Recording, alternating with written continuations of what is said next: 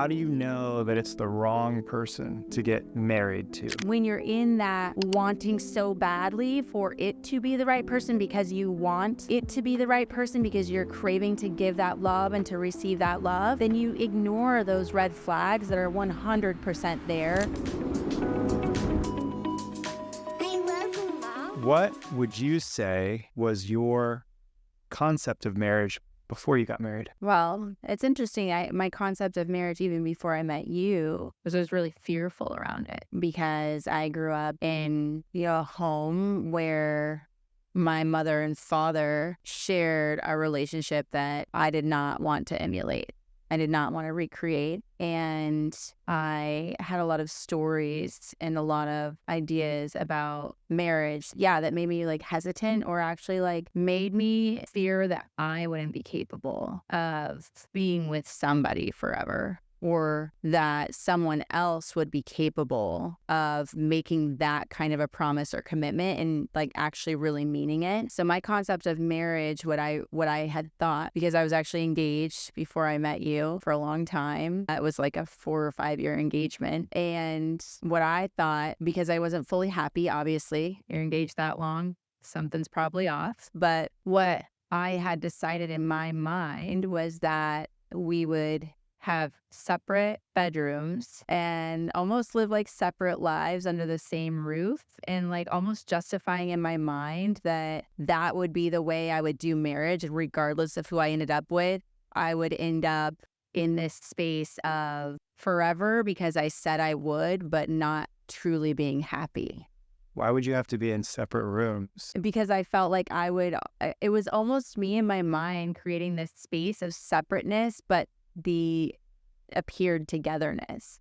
So it's so crazy. I haven't even I don't think I've ever even shared this with you, but I really did in my mind think that's how marriage was going to go, because I wanted my own space. Maybe it was my experience. I had so many controlling relationships before I met you, and it's obviously a lot of healing that I had to do before I could step in to the relationship that we've created and cultivated together. But I think I just had that element of trying to preserve self, because I had been in relationship with so many that I had experienced as trying to control me or tell me what to do or all of those things. So me having my own room and my own space almost kept that selfness preserved. I hadn't really dissected those thoughts because I just haven't thought about it in so long. But that was kind of how I thought marriage was going to be for me, because my experience, my upbringing, and my idea of what men were capable of, and that I just had almost resolved that I was going to be disappointed in my marriage and distant in my marriage. Very strange. Wow. It's been a long time since I've thought about that. It's very interesting, just the dynamic or the interplay between the concept of preserving self when you're surrounded by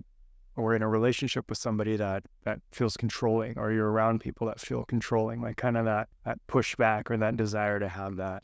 This just came. Okay. So I used to believe that marriage meant that you get your wings clipped, that you're settling in to this foreverness, this life decision. Actually, the experience of marriage with you and what I've discovered, it gave me 2 wings. It put air in my wings. It made me more of who I was. I didn't have to preserve self. I discovered aspects of myself that I didn't even know existed, because there was this beautiful safety and just a sense of peace with you that I hadn't experienced with any other man in my life, including the men who led me in my past, like my father, and I absolutely love him. My parents did the best they could with the capacities that they had, but they weren't the best example of marriage and relationship. And so, I can just say it is not a wing clipping experience whatsoever. What was your idea of marriage before you got married? I'm lucky I grew up in a home where my parents were married for decades before my father passed away. And my mom still has not remarried. She just has such a reverence for him and such a respect for him that she almost hasn't allowed herself, I don't think, or given her really permission to play in that world, for lack of a better way of putting it. And so I think there was this very kind of traditional marriage in a sense where my dad the male figure in the house, made a lot of the big decisions, at least from my perspective as the oldest son, oldest of three brothers, right? So he made the decisions. Like when ultimately things came down to discipline, it was him.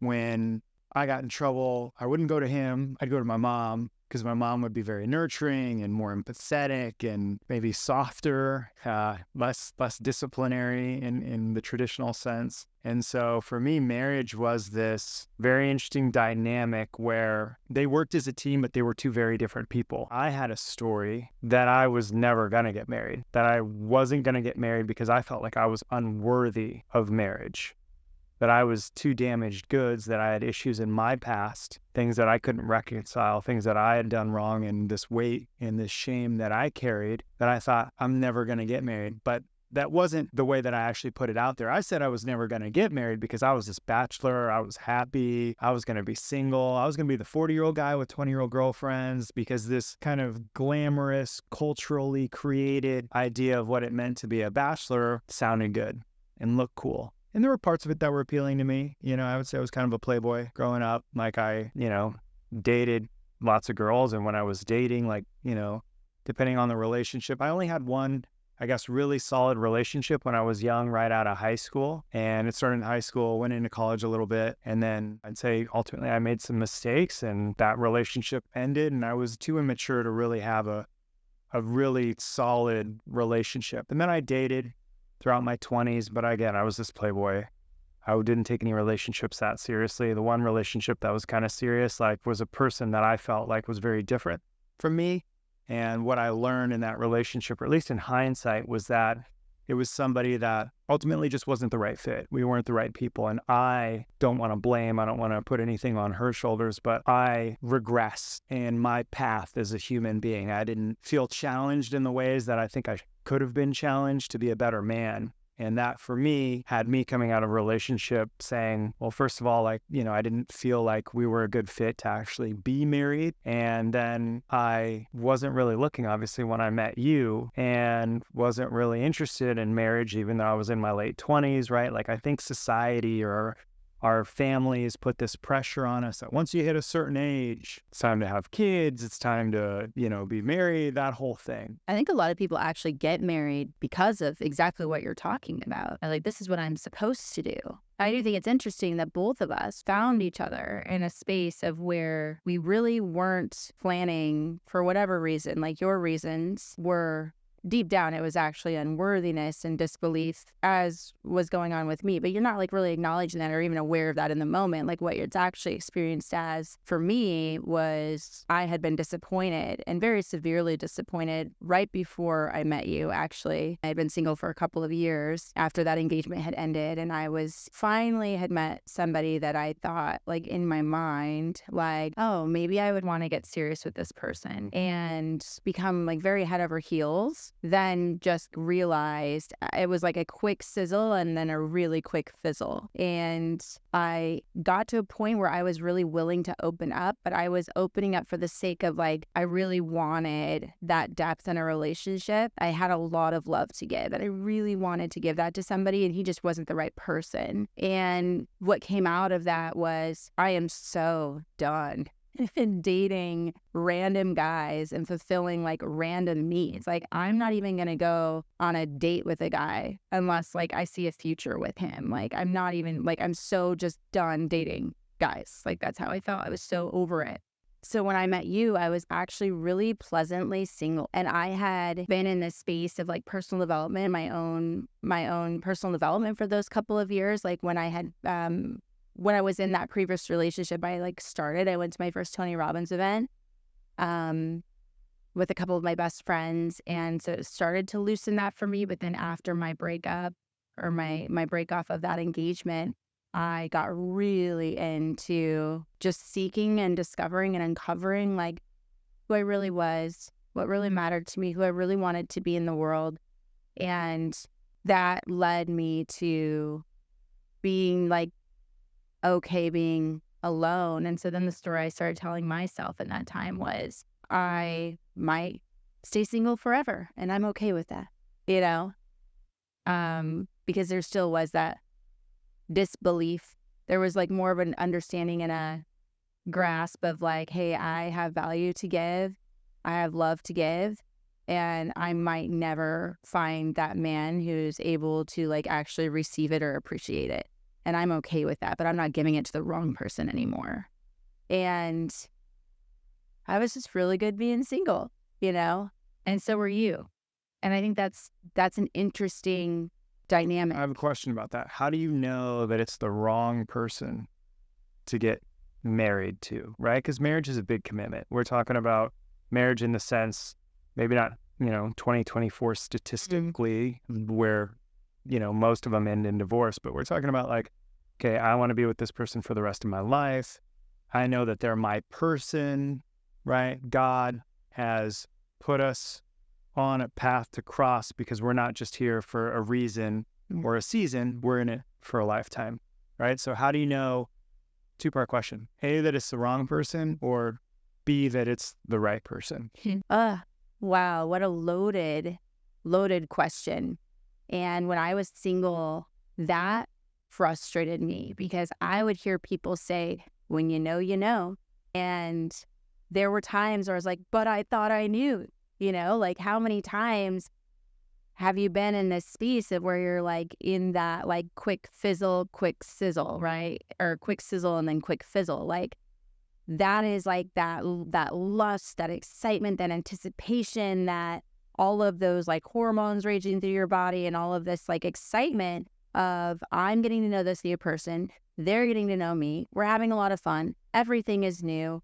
This is my person, right? And I will say that those thought I knew, actually, if you really peel back and you look at all those times that I thought I knew, there were actually very distinct things that now you might call like a red flag that were also present. A gut feeling, my spirit, soul talking to me, however you want to say it. But when you're in that wanting so badly for it to be the right person because you want it to be the right person because you're craving to give that love and to receive that love, then you ignore those red flags that are 100% there. You're just not seeing them. You're not acknowledging them until after the fact. And so I'll say that like all of those times where I was in it, I'm like, but I thought I knew. It's like, no, deep down, I knew that it wasn't the person. I just wasn't acknowledging that at the time. And so some of that is like trial and error. Some of that is learning and reflecting and looking back at like, okay, one of the red flags, for instance, in my engagement that I had, and, wish this person respect. I'm not, trying to disrespect them in any way, but this is just what was true. There was an experience when I was head over heels and I had traveled states to go and be with him, and we were in this major just like lust stage and just like so excited about each other. And we'd already said love, we'd already used the L word, and that happened really quickly, and I was enamored. And there was an experience where I was sitting in his vehicle and we were going to order food or something, and he had a conversation with his mother in front of me. And he wasn't very kind in that conversation to his mother. Like he kind of like was snippy with her and like was like using a tone that was like disrespectful. And it had me feel a certain way. And it kind of shocked me in the moment because he had never treated me or talked to me in that way. And so what did I do? I'm like, oh, it's nothing, right?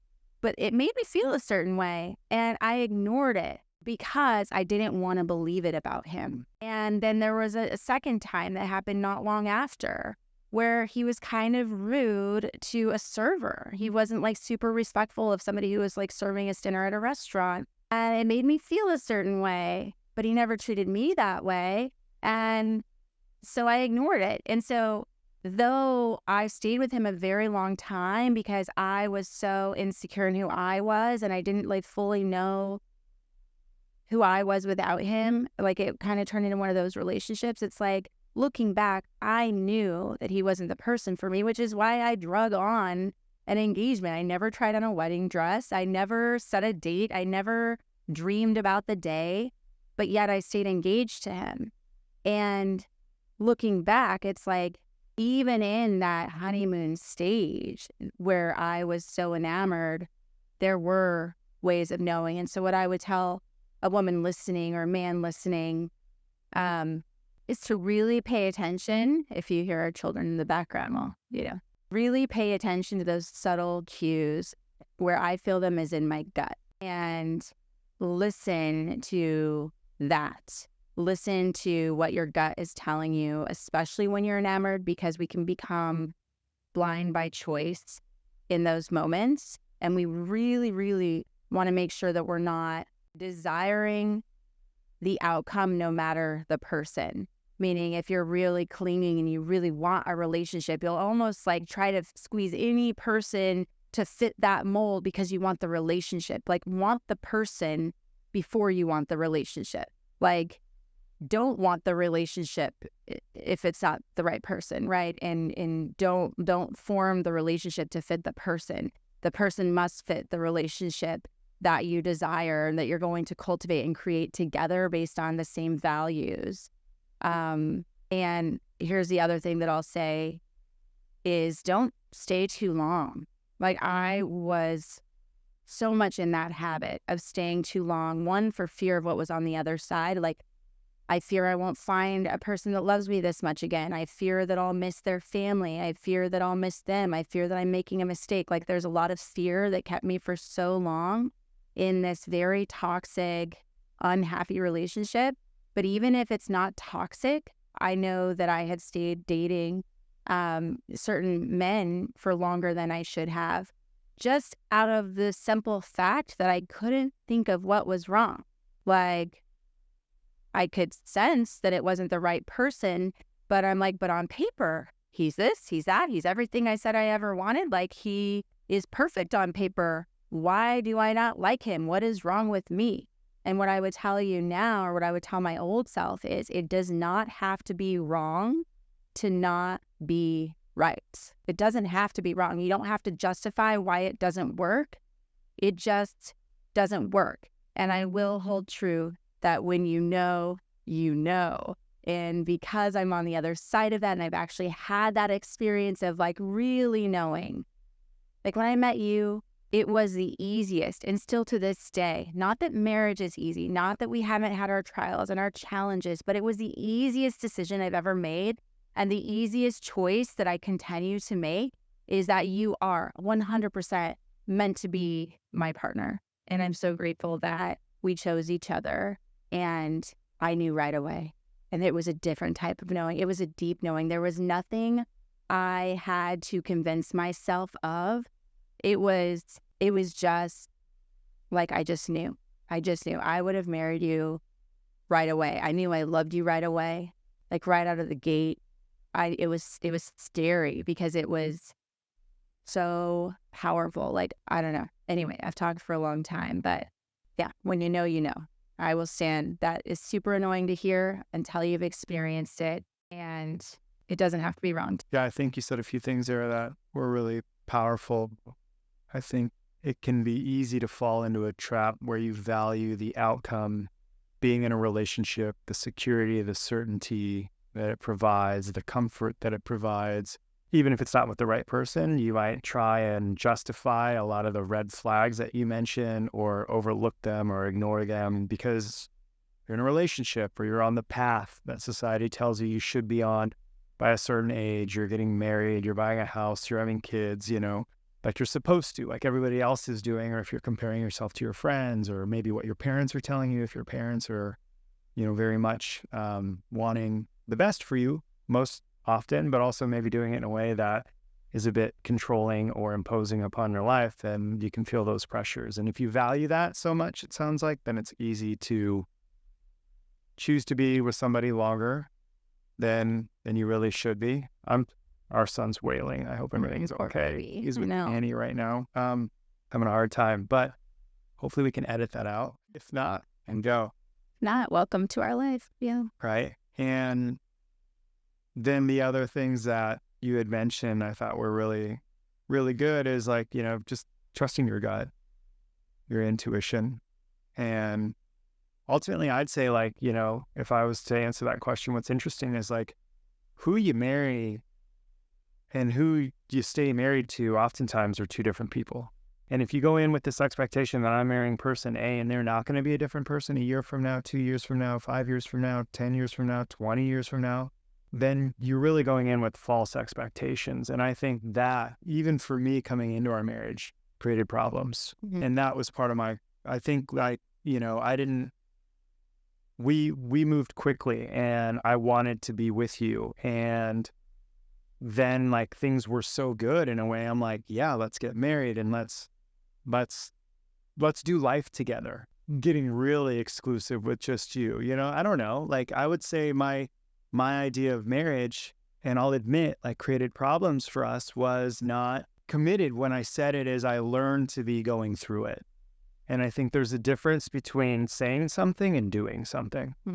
And marriage is the truest test of that, because I think a lot of people say I do to the person they're standing across from at the altar. It's before you have kids, maybe in our case, before you've experienced any adversity in your relationship. I mean, some couples are together for years. They live together. They do life together before they say I do. But our experience was you moved in for, I don't know how many months before we got married. And then we were obviously living together before. And then we, kicked my roommates out. And then after we were married, we had a good reason to do that. And so then we were living together, and then we had kids, which created so much incredibleness in our lives. And to be honest, like, a lot of challenges as well. And what I've learned is that when I said I do, and I made those vows, they were words at the time, and until they're really tested, it's not really marriage until it's tested. For me, was my experience. And I can say that I'm grateful for the challenges we faced, because there was a part in our marriage when we were going through some hard times, and I thought we had become so different than who we were at the altar, that we had become incompatible, and it was scary and terrifying. And we talked about those things and we got through them. But I'm grateful for those challenges in hindsight, because it really did show that I truly was committed. And it wasn't just what I said at the altar. It was, how am I showing up for you today? And when things get hard, how am I going to show up for you when things get hard? And same to you. How are you going to show up when things get hard? And that's, in terms of like, how do you know it's the right person? I would say, in my experience, like, how I knew one person was definitely not the right person and she wanted to get married, was that I regressed in my relationship.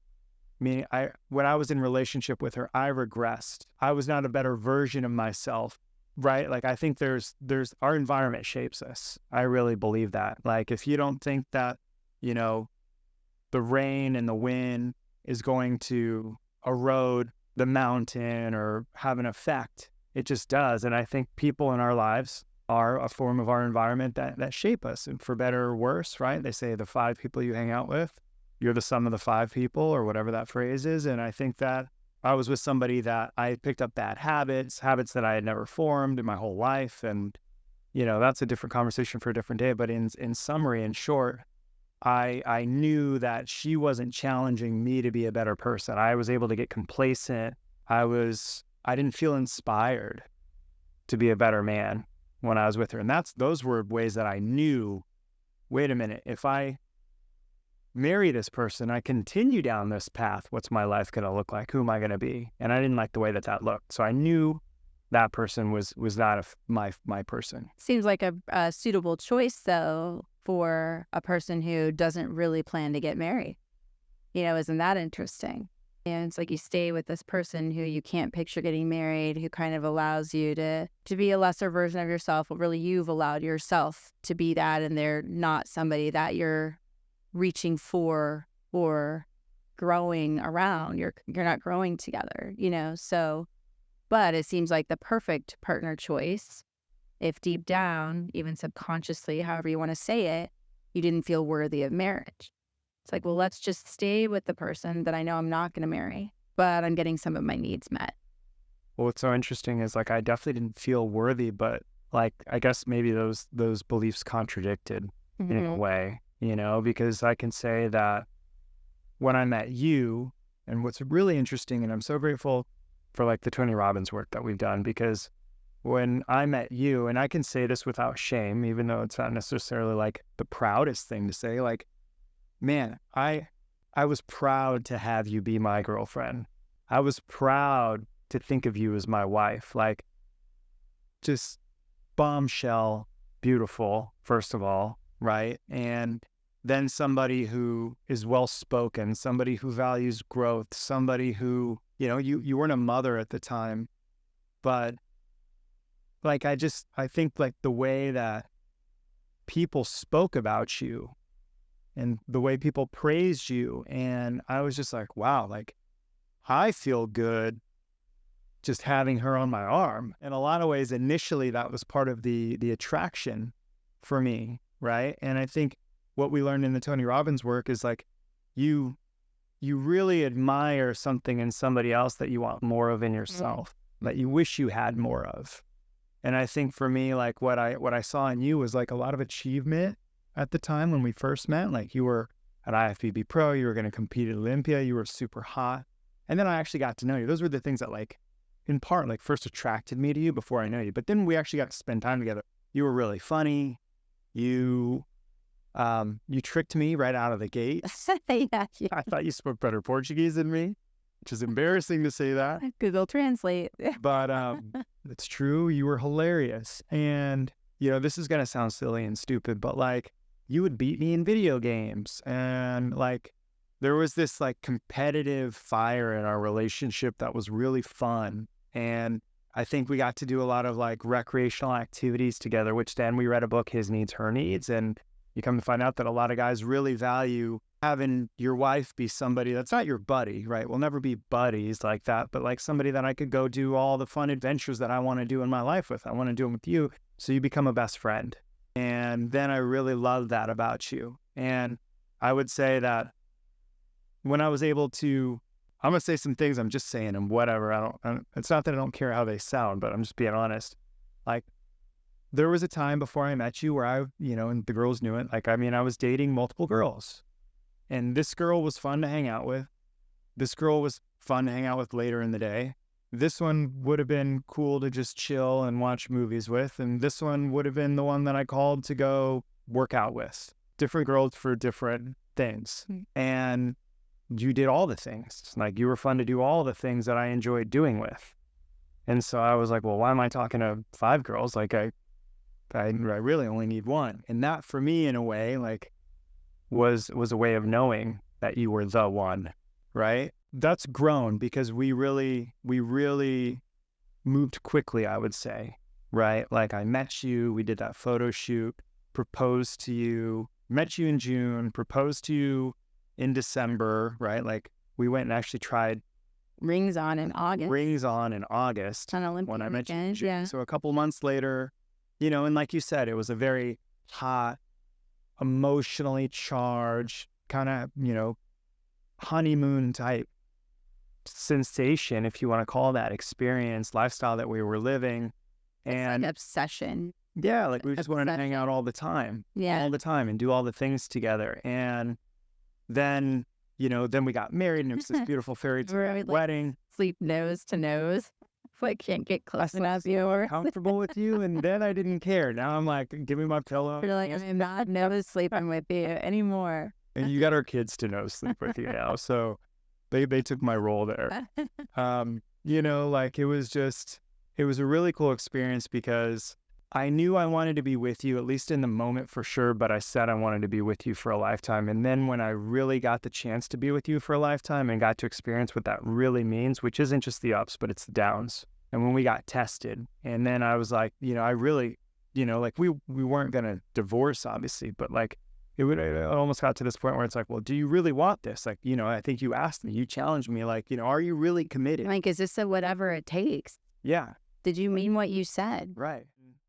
I never saw us splitting up. If there was an opportunity to do it, that would have probably been it. I got tested. It's like, well, okay, then let's go. Let's really commit.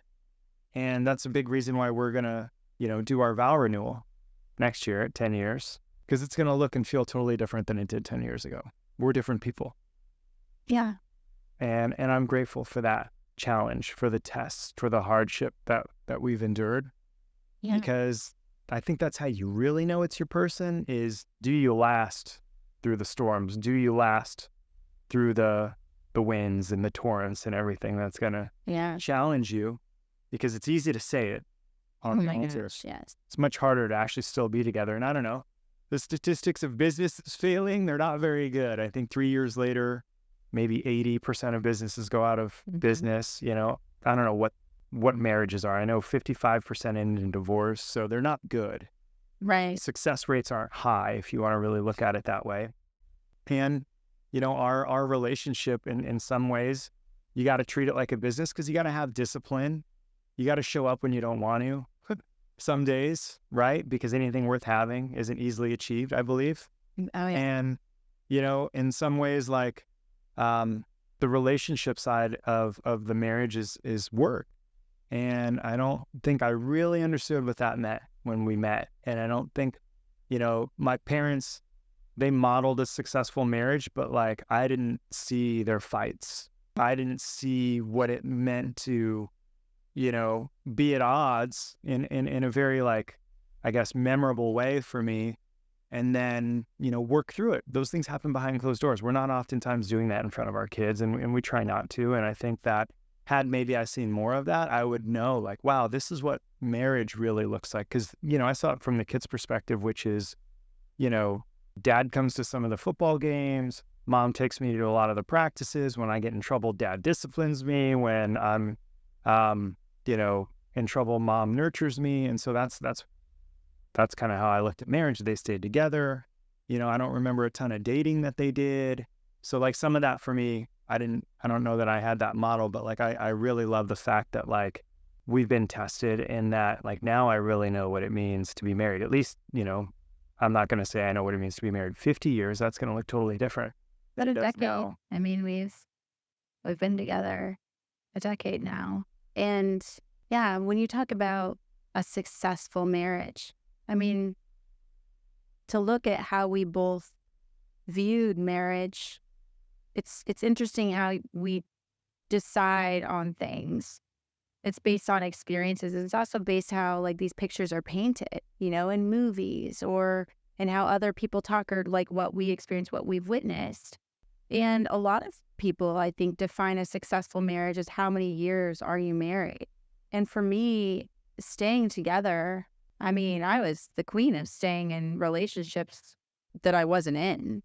You know, like I was in it technically, and I technically wasn't breaking the rules, but I wasn't like all the way in. Like the relationships weren't thriving. And the experience of that is so painful, of being in a dead relationship, but staying in it. And I think there are a lot of dead marriages out there. And that's not the marriage that we have. And I'm so grateful for that. And that's not the marriage I want my children to grow up around. And I don't want our mission, and I know our mission is not to help people stay together. People can stay together for 80 years. That's actually easier sometimes than separating. People stay together because they want to separate their finances or because they don't want to have the hard conversations or whatever. You have open marriages where people are sleeping with other people and like, yeah, all of those things. The staying together, that isn't all of it.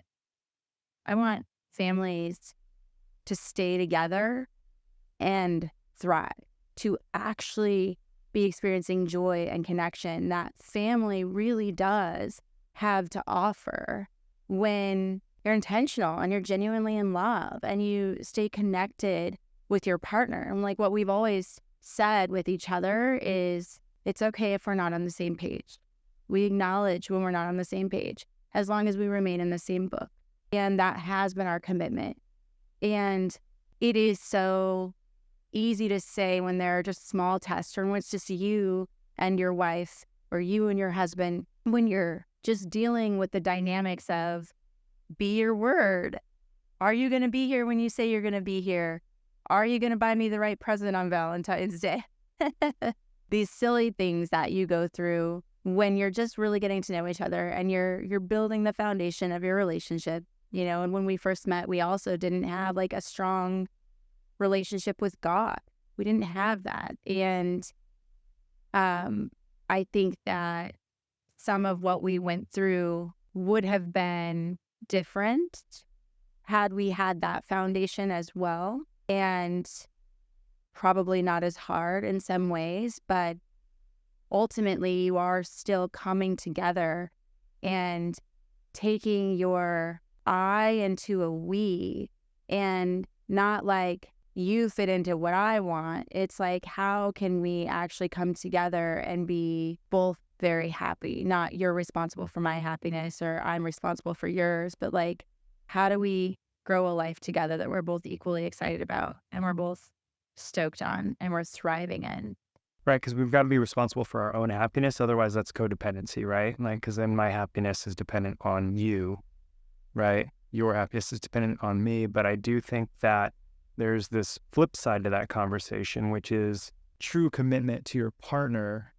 True commitment means that I do care about you being happy. Like, I'm not I required. want you to be happy, and therefore I'm going to show up a certain way, or I'm going to, I'm going to be a certain way because I know that I do have an effect on you. Yeah, here's I versus we, right? A lot of people come into relationship, and early on in our relationship, we're very protective of our own needs. And this is another episode, another day, but we can at least touch on it because it's so important. It's like, I have my needs, you have your needs. I am going to make sure that you meet my needs. And once you've met my needs, I'll try to meet your needs too. Or however that looks. You're like very protective of like your own needs. And, oh, something I've done has made you upset. Well, I didn't mean to, so that's your problem. Or I didn't mean to, so you need to figure that out. I'm not responsible for your happiness. You're responsible for your own happiness, right? It's very much like placing blame, requiring two individuals trying to come together. And where we've actually really come to over the course of 10 years and experiences and like realizing, wow, how we had been being, and we're not perfect, but it really does evolve into not you're responsible for your own happiness. It's not my fault or whatever. It's like, I want to be responsible for your happiness. I take that on. I am responsible for your happiness, and you are responsible for mine, and vice versa, in a sense of like wanting to want to, like we've talked about that. Like, it's not a have to, it's I want to. And yeah, it's just like an evolution of when you stop protecting your own needs and you really do get into the world of like, what does my partner need?